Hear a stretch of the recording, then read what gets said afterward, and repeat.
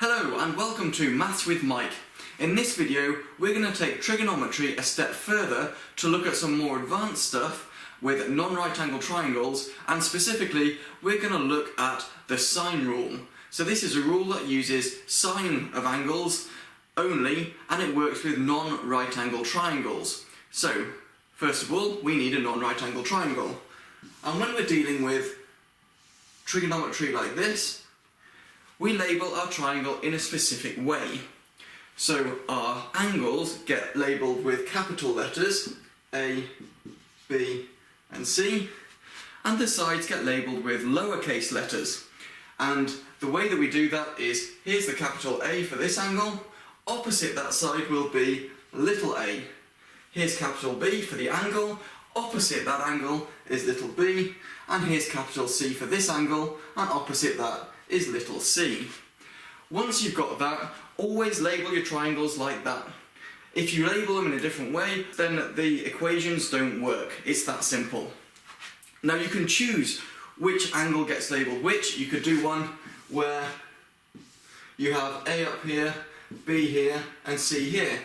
No problem. Just remember that the opposite side gets labelled with the lowercase letter of the angle. Capital A, capital B, little b, capital C, little c.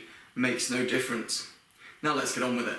In order to make this work, there's two things we need to do. First of all, I'm going to draw a vertical line straight down here, so I end up with two right angle triangles. I know I said we weren't using right angle triangles, but remember the big triangle is not a right angle triangle, but these two are. And since this would represent the vertical height, I'm going to label it h, and I've done it in red so it looks a little bit different. Now we need to remember our basic trigonometric ratios. In other words, that sine of an angle is the opposite over the hypotenuse, that cos of an angle is the adjacent over the hypotenuse, and that tan of an angle is the opposite over adjacent. That's all we need to know to develop the sine rule. And what we're going to do is look at these two triangles individually. I'm going to label them triangle 1 and triangle 2. So, for triangle 1, I'm going to redraw it. So we've got here a capital A for that, this is H, okay, and here is little b, there's a right angle. Okay, and this length here is not little c, it's only part of little c. Remember, little c is all the way across, it's only part of it. So here's the angle we're going to work with, angle A, capital A. So using sine theta, we know that sine of capital A is the opposite side, which is h, divided by the hypotenuse, which is, the hypotenuse of this triangle is little b.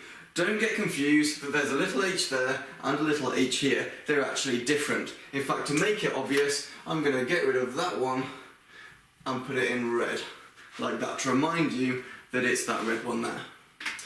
I'm now going to do a bit of rearranging here. I'm going to multiply the b up to the other side, so we've got b times sine A equals h.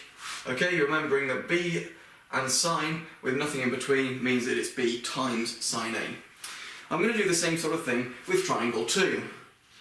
So here's triangle 2, I'm going to redraw it, there's the right angle, okay, again in red, there's the H, there's B, and we've got little a up there, and that would be the other half of little c, but we don't need to worry about that. Again, I'm going to use the sine ratio, so we've got sine of B is the opposite, which is h, over the hypotenuse, which is little a. Okay? And again, rearranging like I did over here, we've got a sine b is going to equal h. So we've got the height of the triangle here as two other things. Now, because the height is obviously the same in both triangles, that height is the same as this height, meaning that h is the same as this h, that must mean that this is the same as this. Because if the h's are the same, what they equal must be the same as well. Therefore, bringing the two together, we can say that b sine A equals a sine B. That's all well and good. Let's make it a little bit easier. So I'm going to divide this into 2 now. That's a really good thing to start with. On this side, what I'm going to do is I'm going to divide by little b, leaving me with just sine A on the left, and on the right hand side I've got A sine B, but I've divided it by little b. Okay? And then the next step here is to divide by the little a. So on the left hand side I've got sine A over little a is equal to sine B, noticing that I don't have the a anymore because I've divided by it, divided by b. And that's the sine rule, or rather it's part of the sine rule.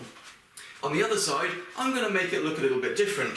So instead of dividing by little b to start with, I'm going to divide by the whole of sine A, leaving me with, on the left hand side, a b equaling to a sine B divided by, and I'm dividing by sine A, so I get sine A on the bottom of that fraction.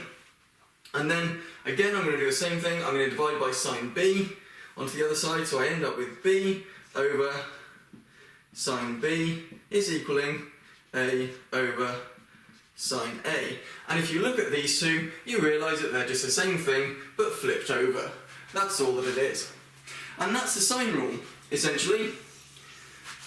All it says is that a length divided by the sine of the opposite angle, this length divided by the sine of this angle, is equal to this length divided by the sine of this angle. It's that straightforward. And because it's essentially a ratio, it means that when you flip it over, sine of the angle divided by the opposite length is equal to sine of another angle divided by the opposite length.